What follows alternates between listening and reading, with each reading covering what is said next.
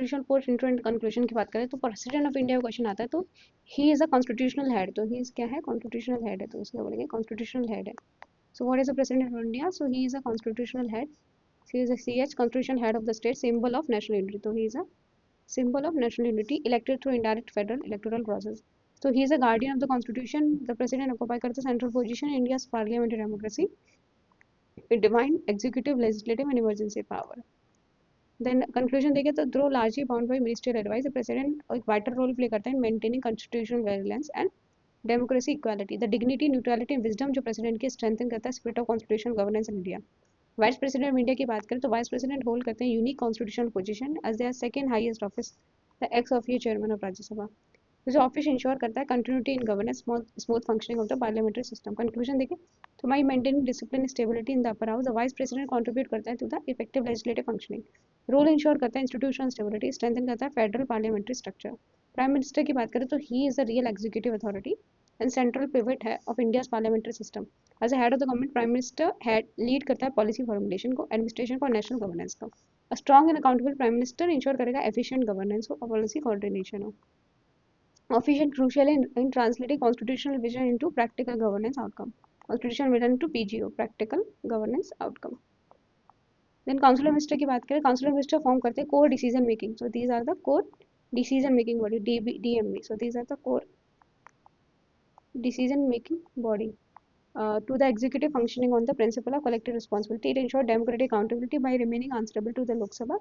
Collective responsibility strengthen करेगा parliamentary democracy, promote करेगी unified stable governance, promote करेगी unified stable USG. A well coordinated council ensure करेगी effective implementation of the policy and welfare scheme. Governor act करता है as a constitutional head of the state and vital link की तरह काम करेगी between center and the state. The office plays a crucial role in maintaining constitutional governance at the state level.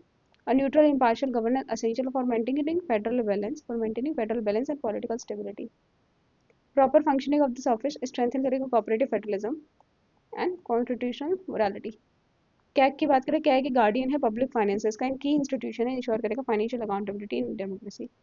It act as independent authority है, auditing government expenditure, promoting transparency. Conclusion क्या है, by exposing financial irregularity CAG strengthen करेगा accountability, good governance. So they will strengthen accountability and good governance. Independence vital of protecting taxpayer money and ensuring fiscal discipline. Election Commission of India, a constitutional body, is responsible for ensuring free, fair, and transparent election. Any foundation of democracy, it plays a central role in safeguarding electoral integrity of the world's largest democracy. A strong independent election commission essential for preserving the public trust in democratic process. Neutrality ensure करेगी legitimacy, stability of India's political system. Finance Commission की बात करें, एक की constitutional body है, promote करेगी physical federalism, promote करेगी FF, recommend करेगी fair distribution of financial resource. It ensure balance development between centre state.